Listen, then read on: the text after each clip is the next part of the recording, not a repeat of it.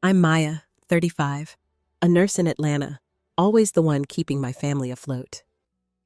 Last summer, my brother Jared dropped out of college, and my parents threw him a blowout party, complete with a $50,000 Jeep parked out front, gleaming under a red bow. That same night, over a slice of leftover cake, Mom hit me with a bombshell. They needed me to start paying $2,000 a month to fix up the house. My stomach dropped like I'd missed a step on a staircase. $2,000? After they just handed Jared a car? That moment cracked something wide open in me. I felt like I was choking on the unfairness, staring at that Jeep's taillights while my own sacrifices, years of late shifts, skipped vacations, faded into the background. And before we get back to the story, would you be kind enough to give this video a like? You know, every single like means a lot to me. It's the kind of encouragement that keeps me creating and bringing you even better stories tomorrow. Growing up, I was the kid who never got a pass. My parents, Linda and Greg, had me on a tight leash, straight A's, volunteering at the community center, working weekends at the pharmacy to save for college. Meanwhile, Jared, my younger brother, coasted by. He'd bring home C's, maybe a B if he was feeling ambitious, and Mom would beam like he'd won a Nobel Prize. I didn't mind the grind at first. I was proud of my hustle, like I was proving something to myself. But the contrast stung. When I was 16, I spent my summers scanning prescriptions and mopping floors, saving every penny for textbooks. That same summer, Jared got a week-long trip to Disney World for trying hard at soccer camp. I remember checking my bank account, $327.48, and seeing Jared's Instagram posts from Magic Kingdom, all smiles with Mickey ears. Part of me wanted to scream, but I swallowed it. That's just how it was. Me, the responsible one. Jared, the golden boy. So, am I crazy to wonder if I'm just a paycheck to them? My childhood bedroom in Atlanta still had the same faded blue walls from when I was a kid. Posters of Destiny's Child curling at the edges. Sitting on my twin bed that night, after Mom's $2,000 rent bombshell and Jared's Jeep party, I couldn't shake the question. Was I just a paycheck to them? It wasn't a new feeling. It was like opening an old wound. One that had been festering since I was a teenager, always hustling to prove I was enough while Jared got a free pass. Growing up, our house on Maple Street was a split screen of expectations. I was 14, staying up past midnight to ace algebra tests, taping flashcards to my mirror. By 15, I was bussing tables at the diner and working the cash register at CVS, saving every dollar for college. Mom would pat my head, say, "You're our rock, Maya." But it felt hollow. Jared, 3 years younger, could flunk a spelling quiz and still get a high five from Dad for effort. One night, I came home from a double shift, hands reeking of bleach, and found Jared sprawled on the couch, playing Xbox. Mom handed him $20 for pizza, ruffling his hair. "Don't stay up too late, champ," she said. I stood there, clutching my $8.50 an hour paycheck, wondering why my effort never got that kind of love. Jared's 16th birthday was the one that really stung. Mom and Dad rented a pavilion at Stone Mountain Park, strung up fairy lights, hired a DJ, and invited half his school. The spread was epic. Barbecue ribs, a 3-tier cake, even a photo booth. I helped set up, lugging folding chairs while sweat soaked my t-shirt. Jared got a new iPhone, a leather jacket, and a stack of gift cards. I was 19, about to start nursing school, and my gift to him was a $50 skateboard grip tape I'd saved up for. He hugged me, said, "You're the best, sis," but it didn't erase the ache. My 16th birthday? A quiet dinner at Olive Garden, just the 4 of us, with a $25 gift card and a lecture from Dad about keeping my grades up. I smiled through the breadsticks, but inside, I was screaming, "Why is it always him?" The unfairness followed me to high school graduation. I'd worked my butt off, 4.0 GPA, president of the Health Sciences Club, full scholarship to Emory's nursing program. I was so proud I could have burst. The ceremony was in the school auditorium, all pomp and circumstance, my name called for valedictorian. I scanned the crowd for Mom and Dad, expecting their faces to light up, but their seats were empty. Later, I found out they'd slipped out early to catch Jared's garage band gig at a dive bar downtown. At the reception, Mom handed me a card with one hand inside and said, "We're so proud, Maya." Dad was already on his phone, texting Jared about sound check. I gripped the card so hard it creased, my chest tight with a mix of pride and betrayal. That summer before college, I took on extra shifts at CVS, staying late to restock shelves while Jared was at Disney World with Mom and Dad. I'd scroll through his Instagram at 2 a.m., seeing him grinning in front of Cinderella's castle, and feel this knot in my stomach. I wasn't jealous of the trip. I wanted their attention, their pride. I'd lie awake, tallying my hours, thinking if I just worked harder, maybe they'd see me the way they saw him. Looking back, I was chasing a ghost, trying to earn something they gave Jared for free.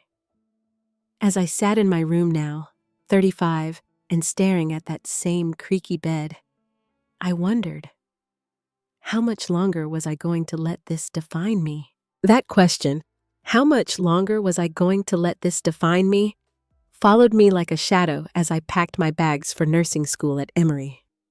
Sitting in my childhood bedroom, staring at those faded posters, I'd spent years chasing my parents' approval, only to watch Jared get it without trying. College was supposed to be my fresh start, but the weight of their favoritism didn't stay behind on Maple Street. It tagged along, heavy as ever. At 19, I threw myself into nursing school like it was a lifeline. Emory's campus was all red brick buildings and manicured lawns, but I barely saw it. I was juggling 3 jobs, waitressing at a diner near Peachtree, stocking shelves at CVS, and tutoring biology on weekends. My days started at 6 a.m. with lectures, ended at 1 a.m. with diner grease on my sneakers, and I still carved out time to study. I kept a 3.9 GPA, not because I was a genius, but because I'd lie awake memorizing drug interactions, my desk lamp burning my eyes. I was proud, sure, but it was a quiet pride, the kind you hold on to when no one else notices. Meanwhile, Jared was starting at Georgia State. His tuition, $30,000 a year, covered by Mom and Dad. They bought him a new MacBook, a mini fridge for his dorm, even a meal plan so he wouldn't starve. I got a used laptop from Craigslist and lived off ramen and diner leftovers. One Friday night, I turned down an invite to a campus bonfire. My friends were roasting marshmallows, laughing under the stars, because I had a double shift at the diner. Exhausted, I checked my phone during a break and saw Jared's Instagram. Him at Bonnaroo, glow sticks around his neck, grinning with a beer in hand. Mom had commented, "Have fun, sweetie." My shift ended at 2 a.m., and I drove home with $37 in tips, wondering why my sacrifices never seemed to register. My parents' calls were rare, and when they came, they stung. "How's your GPA, Maya?" Dad would ask. His voice clipped, like he was checking a box. "Still above 3.8? I'd say yes, hoping for a good job, but he'd pivot. "Jared's struggling with English. Any tips?" Mom was worse. She'd call to gush about Jared's latest band practice or his cute dorm pranks, never asking how I was holding up. Once, I mentioned pulling an all-nighter for a pharmacology exam. "That's nice," she said, distracted. "Did you see the video Jared sent of his guitar solo?" I hung up, my throat tight, feeling like a ghost in my own family. Graduation day was the kicker. I'd made it. Honors. Top of my nursing class, ready to take on the world. The ceremony was in Emory's quad, the May sun warm on my black gown. I walked across the stage, my name echoing through the speakers, and scanned the crowd for Mom and Dad. They were there, briefly, clapping politely. But when I stepped off stage, buzzing with adrenaline, I saw their seats empty. Later, at the reception, a classmate told me they'd left early for Jared's band gig at a bar in Little 5 Points. I stood there, clutching my diploma, the weight of it hollow. That night, they threw me a party at home, pizza delivery, a stethoscope wrapped in tissue paper. "It's practical," Dad said, already flipping on the TV. Jared wasn't even there. He was out celebrating with his bandmates. I smiled, said thanks, but my chest ached like I'd been punched. After graduation, the job hunt was brutal. Atlanta's hospitals were swamped with applicants, and it took 4 months to land a gig at a community hospital, starting at $45,000 a year. With student loans looming, I couldn't afford my own place, so I moved back home. Mom and Dad agreed, but it came with strings. "You're a professional now, Maya," Mom said, stirring her coffee. "We'll need $500 a month for your room." I nodded, thinking it was fair, but it burned when I saw Jared's dorm bills paid without a second thought. I set up in my old bedroom, the same creaky bed and faded posters, and wondered if I'd ever escape this cycle, working myself to the bone while Jared coasted. How much more could I give before I broke? Back in my childhood bedroom, surrounded by those same peeling posters, the question from my college days lingered. How much more could I give before I broke? Moving home after graduation was supposed to be temporary, a pit stop to get my feet under me as a nurse. But 3 years later, at 35, I was still there, and the unfairness that shadowed my teens and 20s had only grown sharper, cutting deeper with every passing month. I'd clawed my way up at the hospital, landing a charge nurse role by 34. My salary hit $70,000, a number I was proud of, earned through 12-hour shifts and weekends on call. I'd paid off $20,000 in student loans, socked away $15,000 in savings, and kept my old Honda running on a tight budget. No fancy dinners, no vacations, just coffee from a thermos and thrift store scrubs. But home life was a different story. Mom and Dad had upped my rent from $500 to $600, then $700, and finally $800 a month over the past year. Each increase came with a casual excuse. The water heater's acting up, or property taxes went up. I nodded, paid up, and kept quiet, but it felt like I was funding their lives while mine stayed on hold. Jared, meanwhile, was living large. He'd stumbled through 2 years at Georgia State, switching majors like outfits, before dropping out altogether last spring. Did Mom and Dad bat an eye? Nope. They threw him a welcome home bash at a steakhouse downtown, complete with a private room, open bar, and a $50,000 Jeep Wrangler parked outside, its black paint gleaming under the lot's floodlights. I helped set up, hauling in decorations while Jared joked with his buddies. Mom handed him the keys during dessert, and the room erupted in cheers. "To new beginnings," Dad toasted, grinning like Jared had won a Pulitzer. I clapped along, my smile tight, but inside, I was reeling. My graduation gift had been a stethoscope. Jared's dropout prize was a car that cost more than my annual salary. I kept my head down at work, picking up extra shifts to cover the rent hikes. One night, after a grueling shift in the ER, I came home to find Mom and Dad at the kitchen table, papers spread out like a war room. Bills, mortgage statements, a Home Depot receipt for roofing supplies.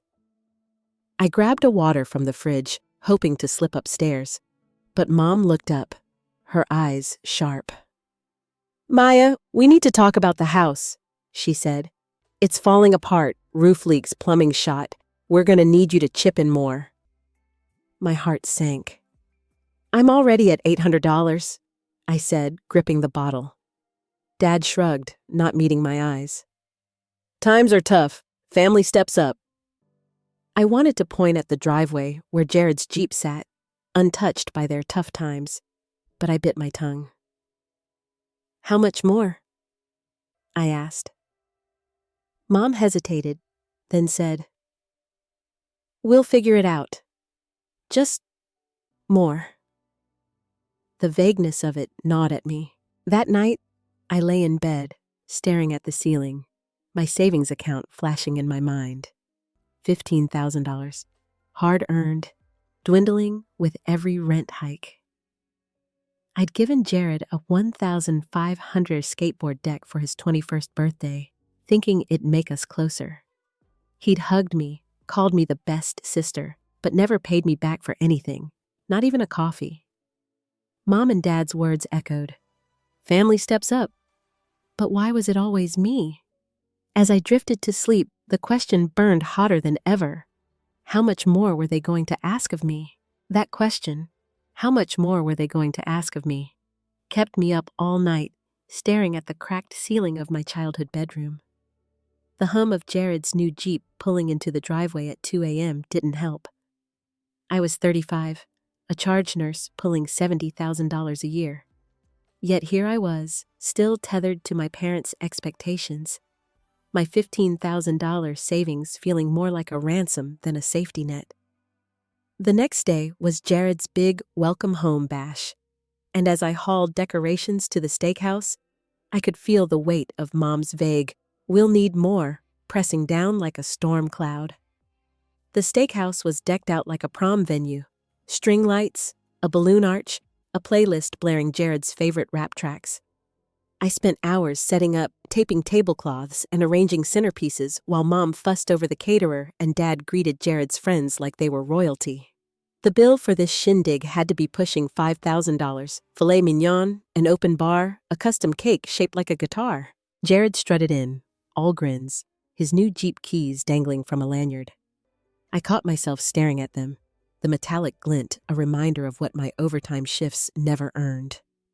Guests swarmed him, snapping selfies, while I blended into the background, just another pair of hands making their night perfect. Nobody noticed me adjust the dessert table or sneak a fallen streamer into the trash. I felt like a ghost in my own family. As the party wound down, I sat alone at a corner table, picking at a slice of cake, the frosting too sweet against the bitterness in my chest. Mom slid into the chair next to me, her perfume sharp, her smile too practiced. "Maya, we need to talk," she said, folding her napkin like it was a business meeting. "The house repairs are urgent. New roof, pipes, the works. We need you to start paying $2,000 a month, starting next week." My fork froze mid-air, my pulse hammering in my ears. $2,000? That was half my take-home pay. I glanced at the Jeep through the restaurant's window, its chrome rims catching the streetlights. "I'm already at $800, I said, my voice tight. "That's not enough," she replied, her tone clipped. "You're doing well now. It's time to step up." The word family hung unspoken, but it felt like a noose. I wanted to scream about the Jeep, the party, the years I'd carried them, but my throat closed up, like I was choking on the unfairness. Driving home, Jared's Jeep tailed our car, its headlights glaring in the rear view. Mom and Dad chattered about how sharp it looked, oblivious to my silence in the back seat. At home, Jared bounded inside to call his buddies, while Mom and Dad lingered in the driveway, admiring the car like it was a trophy. I slipped past them, my steps heavy, and locked myself in my room. The memory of Jared's 21st birthday hit me hard. I'd saved for months to buy him a $1,500 custom skateboard deck, hoping it'd bridge the gap between us. He'd hugged me, called me the best sister, but never even said thanks after. And now, this? If you've ever felt like a paycheck to your family, drop a comment. Hit like to keep me going. Alone, I pulled out my laptop and a notepad, my hands shaking as I crunched the numbers. My salary was $70,000, about $4,300 a month after taxes. Loans ate $600, car insurance and gas another $300, plus $800 for rent here. Adding $2,000 would leave me with $1,600 for everything else: groceries, savings, life. My $15,000 savings, built from years of skipping dinners out and wearing secondhand scrubs, would vanish in months. I pictured Jared cruising in his Jeep, Mom's voice echoing, "Step up!" The math didn't lie. I couldn't save, couldn't breathe if I said yes. I leaned back, staring at my old Destiny's Child posters, and the truth hit like a freight train. To them, I wasn't a daughter. I was a bank. Was that all I'd ever be? The truth hit me like a freight train that night, staring at my laptop's glowing screen. To my family, I wasn't a daughter. I was a bank. The numbers didn't lie. Paying $2,000 a month would gut my savings, chain me to my parents' house, and keep me invisible while Jared's Jeep gleamed in the driveway. I was 35, a charge nurse with a life I'd fought for, and I was done being their safety net. As I sat on my creaky childhood bed, the question wasn't, how much more, anymore. It was, why am I still here? I snapped my laptop shut and started scrolling apartment listings on my phone, the blue light harsh against the dark of my room. Atlanta's market was brutal. Most one-bedrooms were $1,800 or more. But then I found it, a 450-square-foot studio in Decatur, $2,200 a month, utilities included. The photos showed a small space with hardwood floors, a big window overlooking a dog park, and a kitchenette just big enough for my coffee maker. It wasn't fancy, but it was freedom. My heart raced as I typed an email to the landlord, Miss Joyce, requesting a viewing tomorrow. Then I texted Carla, my best friend from nursing school, who'd been saying for years that my family was bleeding me dry. "You were right," I wrote. "I'm out. Can I crash at your place tonight?" Her reply pinged back in seconds. "Hell yes, get over here." Packing was a blur. I grabbed 2 duffel bags from my closet and stuffed them with essentials, scrubs, toiletries, my laptop, a worn photo of me and Jared at Six Flags when we were kids, his grin all braces and mine all hope. The rest, old clothes, high school trophies, felt like anchors I didn't need. I made 3 quiet trips to my Honda, parked on the street to avoid waking anyone. Jared's Jeep sat smugly in the driveway, its chrome rims catching the moonlight. Back in my room, I scribbled a note on a Post-it. "I'm moving out. The $2,000 rent makes it cheaper to get my own place. I've paid this month's $800. I'll call when I'm settled. Maya." No tears, no accusations, just the facts. I stuck it to the dresser and slipped out the side door, locking it with a soft click. Driving away from Maple Street, my chest loosened with every mile, like I'd been holding my breath for years. Carla's midtown apartment was a warm glow in the dark. She opened the door in pajamas, holding a glass of Pinot. "You did it, girl," she said, pulling me into a hug that smelled like lavender and wine. I dropped my bags in her spare room where a real bed waited, not the lumpy mattress I'd been sleeping on. "You okay?" she asked, handing me a glass. I nodded, though my hands trembled. Scared, but free. We clinked glasses, and for the first time in ages, I felt like I could breathe. The next morning, my phone buzzed with a voicemail from Mom, her voice thick with tears. "Maya, where are you? This isn't how family works." My thumb hovered over the play button, ready to listen again, to let the guilt pull me back. I'd spent years being the good daughter, the one who fixed everything. Maybe I owed them an explanation, a chance to talk it out. But Carla caught my eye from the kitchen, shaking her head. "Don't you dare," she said, flipping pancakes. "You're not their ATM anymore." I deleted the message, my stomach twisting but my resolve holding. She was right. I needed space to figure out who I was without their demands. That afternoon, I met Ms. Joyce at the Decatur studio. She was a wiry woman in her 60s, with a gray braid and a smile that put me at ease. The apartment was even smaller than the photos suggested, but it was clean, with sunlight streaming through the window and a faint smell of fresh paint. "It's not much," Ms. Joyce said, opening a cabinet to show off the storage. "But it's yours to make your own." That word, yours, hit me like a lifeline. I could see myself here, cooking dinner, hanging plants, living on my terms. "I'll take it," I said, signing the lease on the spot, my deposit dipping into my savings, but feeling like an investment in myself. Back at Carla's, I spent the evening browsing thrift stores online, picturing a cheap table, a cozy rug. My phone stayed quiet. No more calls from Mom. Not yet. As I lay on Carla's guest bed, the city humming outside, I felt a spark of something new. Hope. This was my chance to build a life that wasn't defined by what I owed anyone else.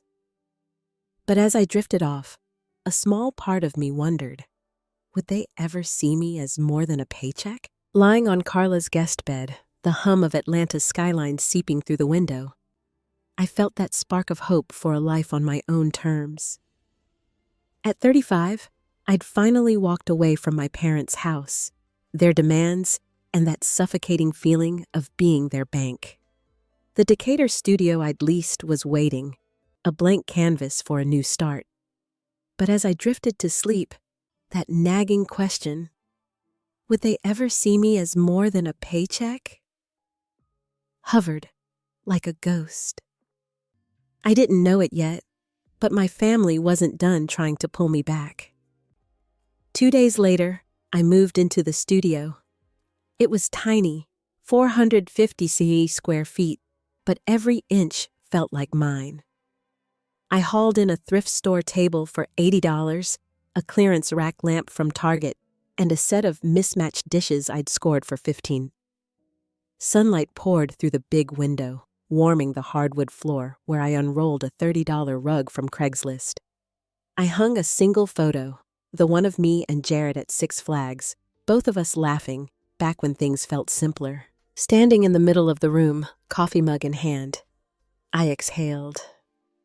For the first time, I wasn't carrying anyone else's weight. This was freedom, and it tasted like the bitter drip coffee I'd brewed in my new kitchenette. But freedom came with a fight. My phone buzzed relentlessly that first week. Mom's calls, Dad's voicemails, even a text from Jared. "You bailed on us?" Mom's messages started soft. "Maya, we're worried," but turned sharp by day 3. "This is selfish. Come home." I ignored them, letting the calls pile up like unpaid bills. Then, 5 days in, I was grabbing lunch in the hospital cafeteria when my coworker Karen rushed over, her face tight. "Your mom's in the lobby, Maya. She's loud." My stomach dropped. I found Mom by the front desk, her purse clutched like a weapon, arguing with security. "I'm her mother. I need to see her." Her eyes locked on me, and the room felt smaller. "Maya, this is ridiculous. You can't just run away." I kept my voice low, professional. "I'm at work, Mom. You need to leave." Security escorted her out, her protests echoing down the hall. My cheeks burned as colleagues glanced my way. That night, I changed my number, sharing it only with Carla and my supervisor. It felt like cutting a cord, but the silence was worth it. A week later, a letter arrived at my apartment, slipped under the door. Mom's handwriting, neat and deliberate. "Maya, I can't believe you'd abandon us after all we've done. Your father's heart is breaking. Call us." My chest tightened, guilt creeping in like damp rot. I'd always been the fixer, the one who smoothed things over. Maybe I owed them a conversation, a chance to explain. I held the letter, rereading her words, my thumb tracing the ink. Then I thought of Carla's voice. "You're not their ATM." I tucked the letter into a drawer, unopened again, and poured myself another coffee. I wasn't ready to let them back in. Work became my anchor. I picked up extra shifts, charting patients with steady hands, earning nods from Karen for my focus. During a night shift, I met Diane, a 50-something nurse with a no-nonsense braid and a warm laugh.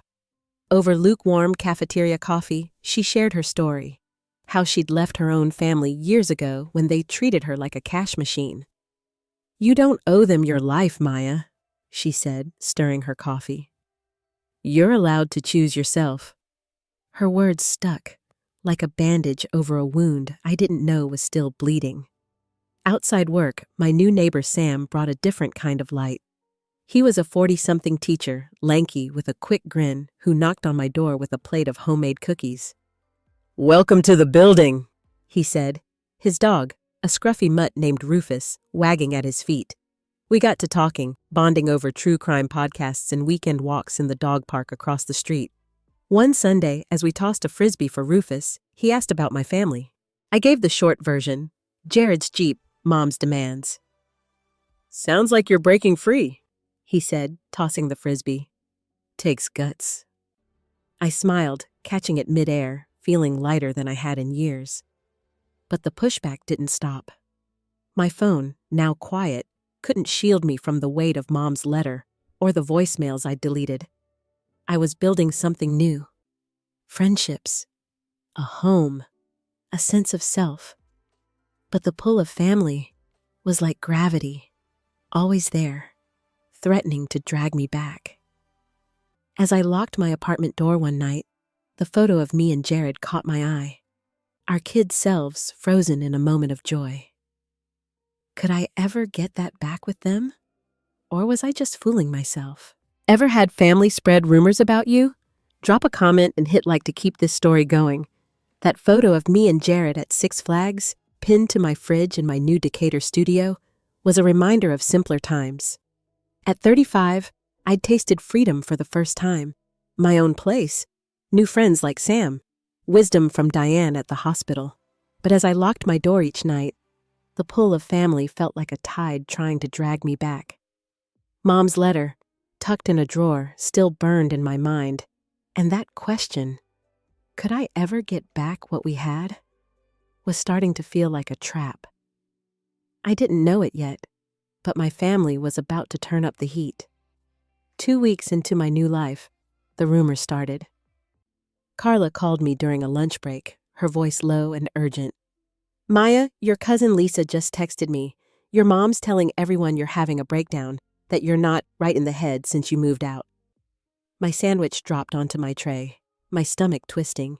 "What?" I said, loud enough that a nurse at the next table glanced over. "She's saying you abandoned them, that you're unstable." I gripped my phone, my pulse racing. This wasn't just guilt-tripping anymore. It was a smear campaign. That night, I sat at my thrift store table, laptop open, and typed an email to every family member I could think of.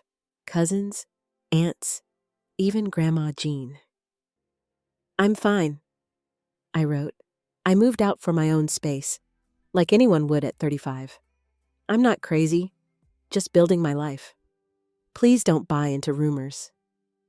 I hit send, my hands shaking, hoping it'd shut down the lies. A few cousins replied with support, but most stayed silent, and that silence stung worse than I expected. Then came Uncle Paul. He was Dad's older brother, a retired mechanic with a gruff voice and a soft spot for Mom's cooking. He showed up at my apartment one Saturday morning, unannounced. His pickup parked crooked in the lot. I opened the door, coffee mug in hand, and his frown hit me like a warning. "Maya, we need to talk," he said, stepping inside without asking. My studio felt smaller with him in it, his work boots scuffing my rug. "Your mom's a wreck. Says you've cut them off, gone rogue. What's this about?" I braced myself, expecting a lecture. "Uncle Paul, I didn't cut them off. I moved out because they wanted $2,000 a month after buying Jared a $50,000 Jeep." His eyebrows shot up, but he crossed his arms. "They raised you, Maya. You owe them." I wanted to scream, but I kept my voice steady. "I've paid my dues. $800 a month, years of loans, no vacations. When's it my turn to live?" He looked away, rubbing his neck, and for a moment, I thought he got it. But then he sighed. "Your mom asked me to come, Maya. She thinks you'll listen to me." My heart sank. A setup. I'd hoped Uncle Paul, who'd always seemed fair, might see my side. "She sent you to guilt me back?" I asked, my voice sharp. He hesitated, then nodded. "She's desperate. The store's struggling, and they're in deep, but I'm starting to see it. Jared's got it easy, doesn't he?" I nodded, my throat tight. Always has. Paul stayed for coffee, and we talked, really talked, for the first time in years. He shared how he'd once clashed with Dad over money, how he'd had to set boundaries too. "You're not wrong to want your own life," he said as he left, his hand on my shoulder. "But they're family. Think about finding a middle ground." His words lingered, a flicker of hope that maybe someone understood. Work was my lifeline through the chaos. My supervisor, Karen, pulled me aside one morning in the hospital's bustling hallway. "Maya, we've got a new patient safety project. Big deal. Could mean a grant for the department. I want you to lead it." My jaw dropped. It was a chance to shine, maybe even a step toward a senior nurse role with an $80,000 salary. "You're steady, reliable," Karen said, smiling. "Don't let the family drama derail you."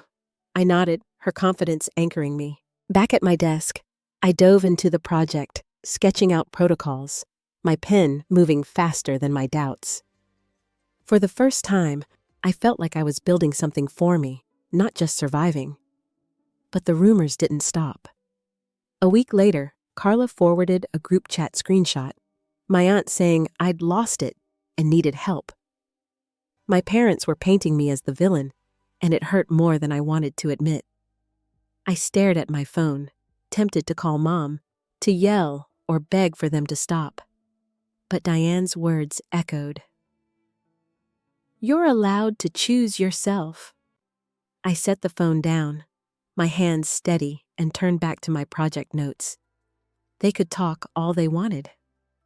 I wasn't going back. But as I locked my apartment that night, Uncle Paul's words nagged at me. Was there a middle ground, or was I kidding myself thinking we could ever find it? Uncle Paul's words, "find a middle ground," stuck with me as I locked my Decatur studio's door, the weight of family rumors and my hospital project pulling me in opposite directions. At 35, I'd carved out a sliver of freedom, my own space, a shot at a promotion. But the lies about my breakdown and Mom's relentless pressure were like weeds creeping into my new life. I wanted to believe we could find balance. But as I taped a new patient safety protocol to my fridge, next to that old Six Flags photo of me and Jared, I wasn't so sure. The question lingered. Was a middle ground even possible? Or was I just chasing a pipe dream? A week later, Carla dropped a bombshell.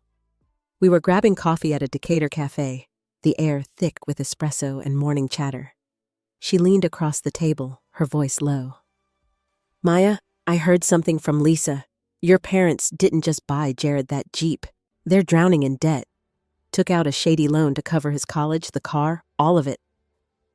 My cup froze halfway to my lips, the steam curling like a warning. "A loan? Like from a bank?" Carla shook her head. "Worse, some high-interest lender. That's why they're leaning on you so hard for the $2,000.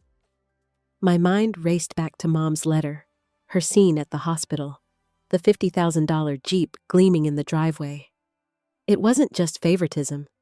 They were in over their heads, and I was their lifeline. The realization hit like a punch. They weren't just unfair. They were desperate. That night, I sat at my thrift store table, staring at my budget spreadsheet. My $15,000 savings, my $70,000 salary. It all felt fragile now, knowing they were banking on me to bail them out.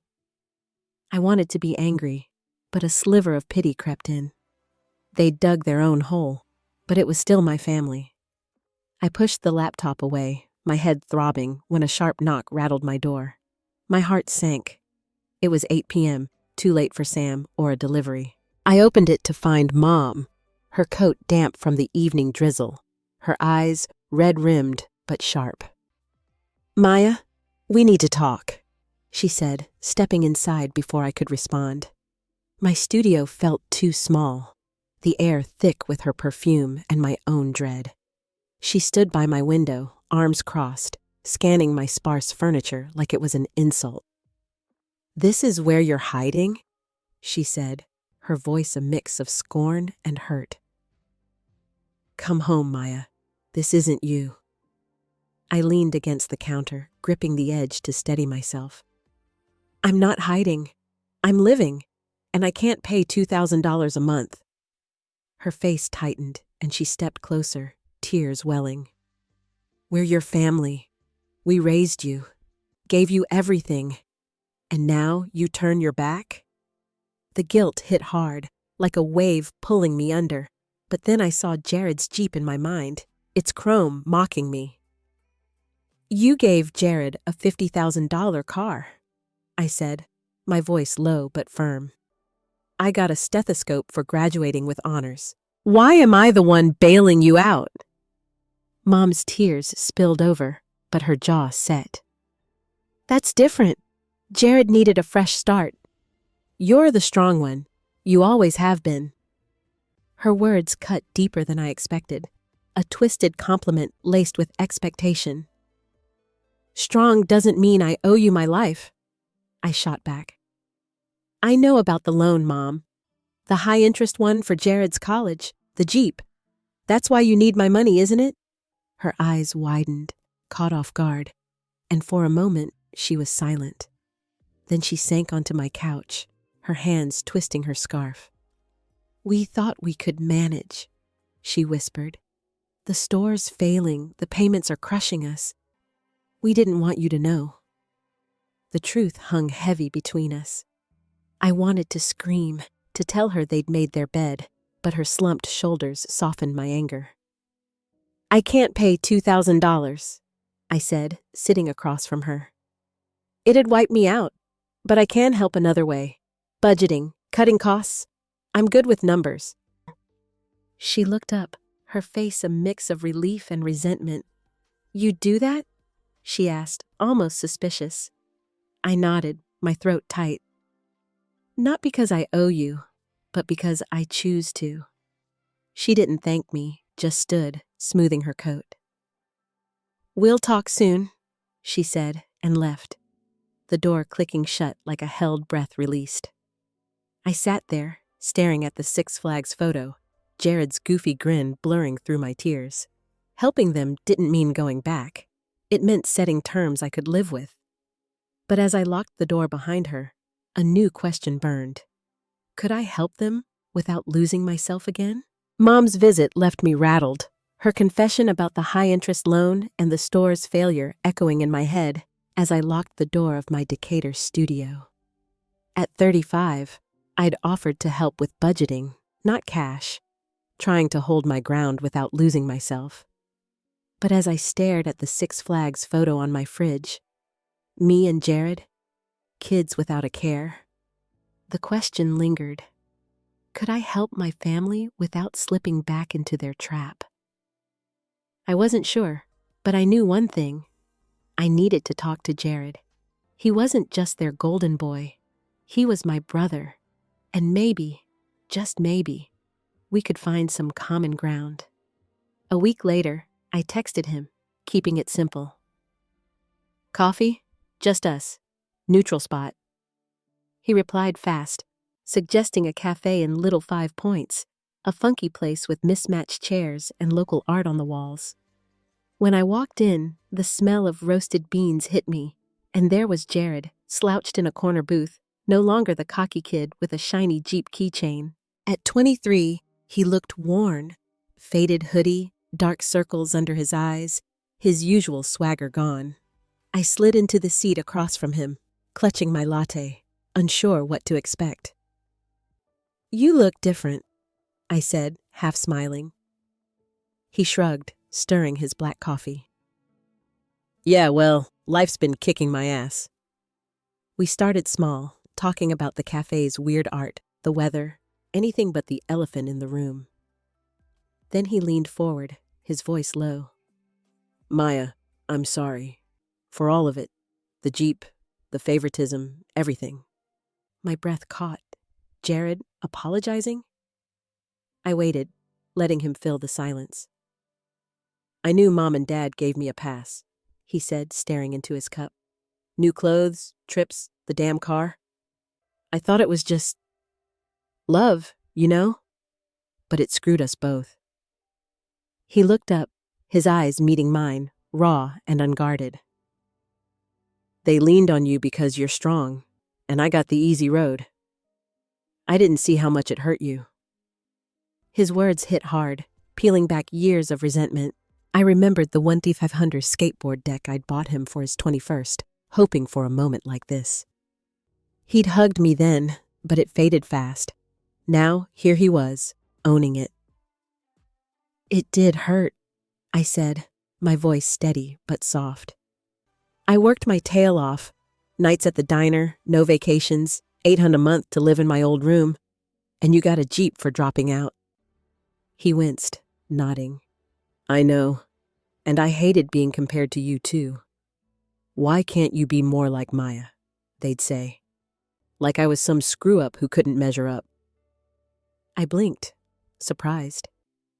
All this time, I thought he'd basked in their favoritism, but it had trapped him too, in a different way. We talked for an hour, the cafe's hum fading around us. He told me about the pressure to figure it out after college, how he'd crashed the Jeep joyriding, no insurance to cover the $6,000 in damages. "I'm working at a warehouse now," he said, almost sheepish, "trying to stand on my own." I saw my brother differently, not the spoiled kid, but someone grappling with his own weight. "I'm proud of you for trying," I said, meaning it. For the first time, it felt like we were on the same team. Two people shaped by our parents' skewed rules, but wanting more. Then came the curveball. As we stood to leave, Jared hesitated, shoving his hands in his pockets. "Maya, I hate to ask, but I'm underwater with the Jeep repairs. Can you help me out? Just a little?" My heart sank, the old familiar sting rushing back. Was this why he'd apologized? Was I still just a wallet to him? I kept my face neutral, but my mind raced. "I can't right now," I said, careful. "Money's tight, and I'm figuring out my own stuff." He nodded, looking embarrassed, but the doubt lingered.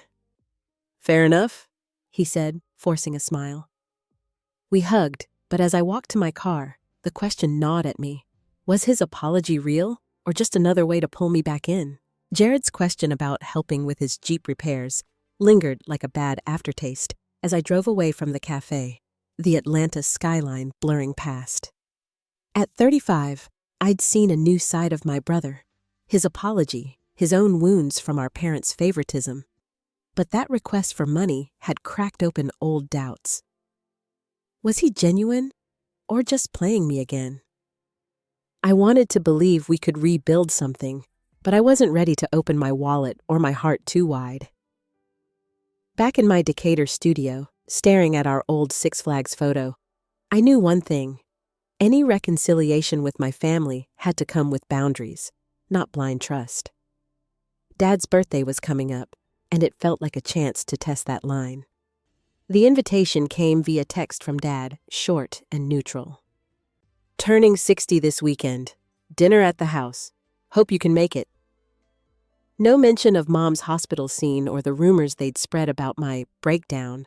I debated skipping it, picturing another night of guilt trips, but something, maybe Uncle Paul's talk about a middle ground, pushed me to go.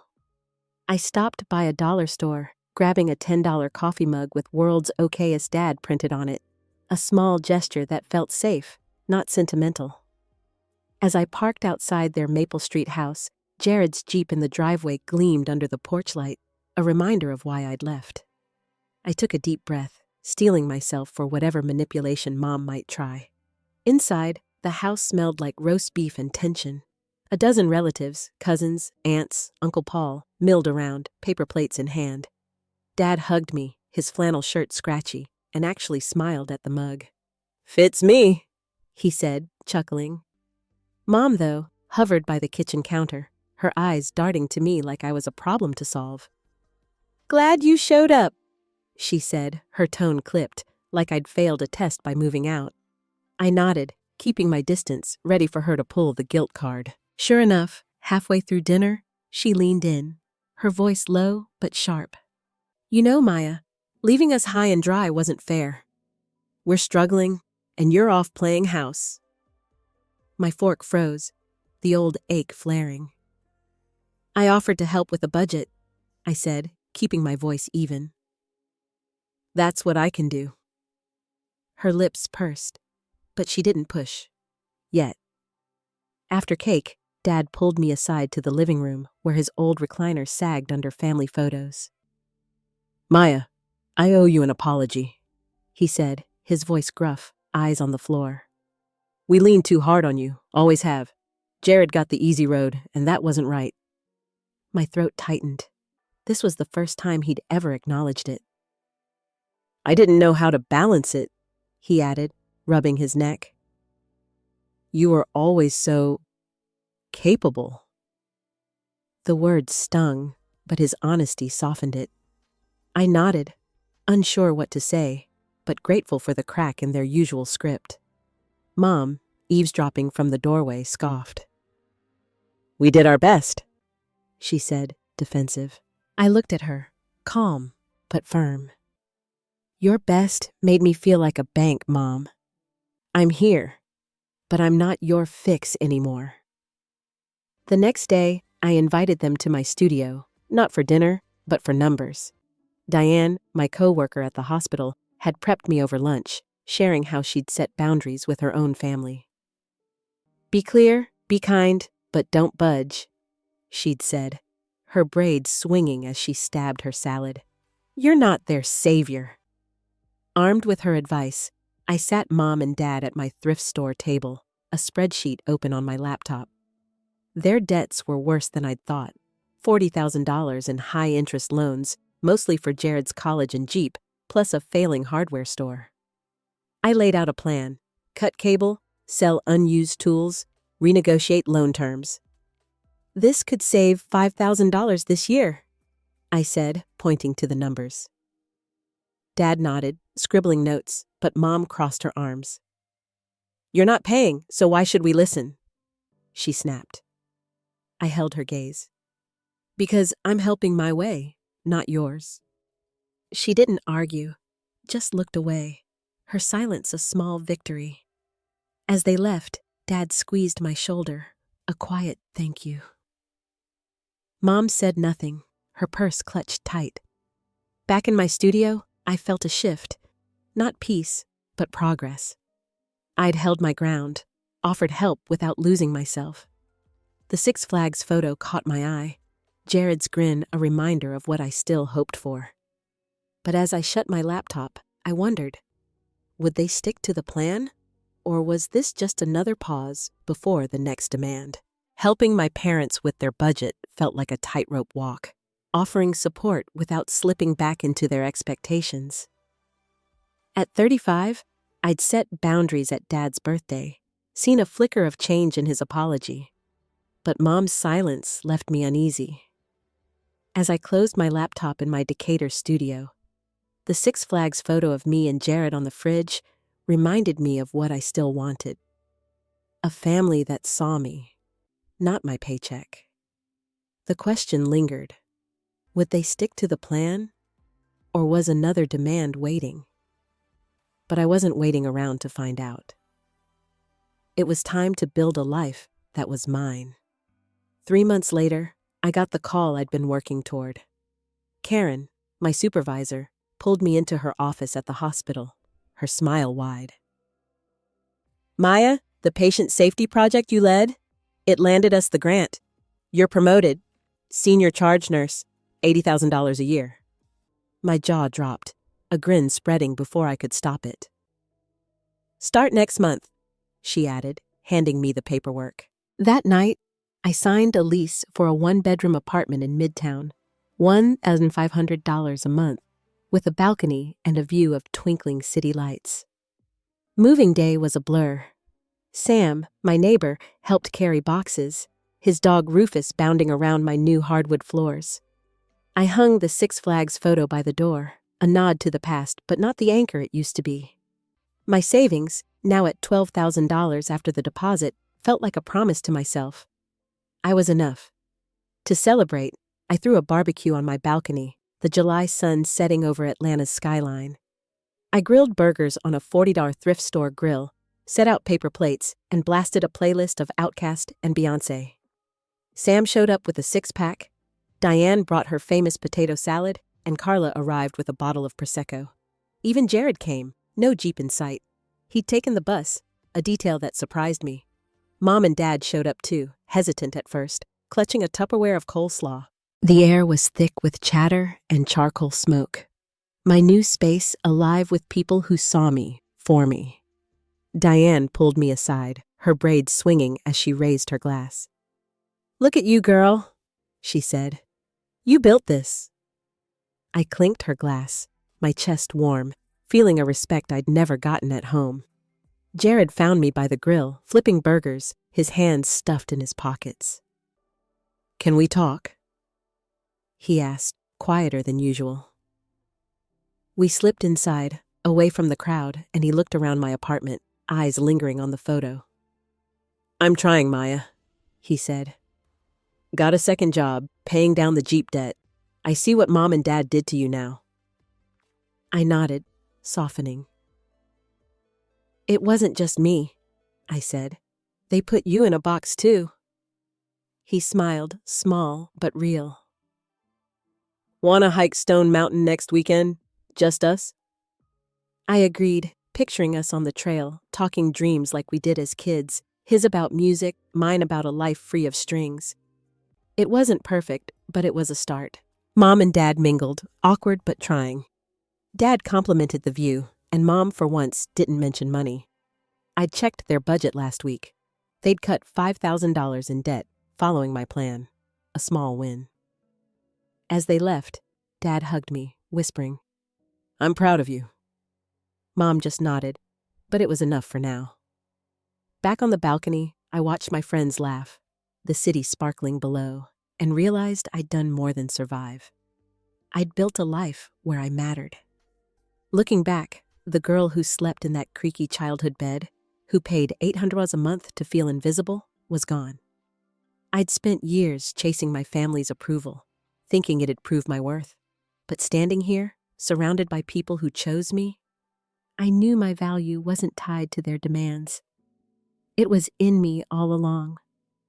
If you've ever had to draw a line to find yourself, you get it. So, if this moved you, like, comment, and share, then subscribe and watch the next story on our channel. What's your story? Drop it below.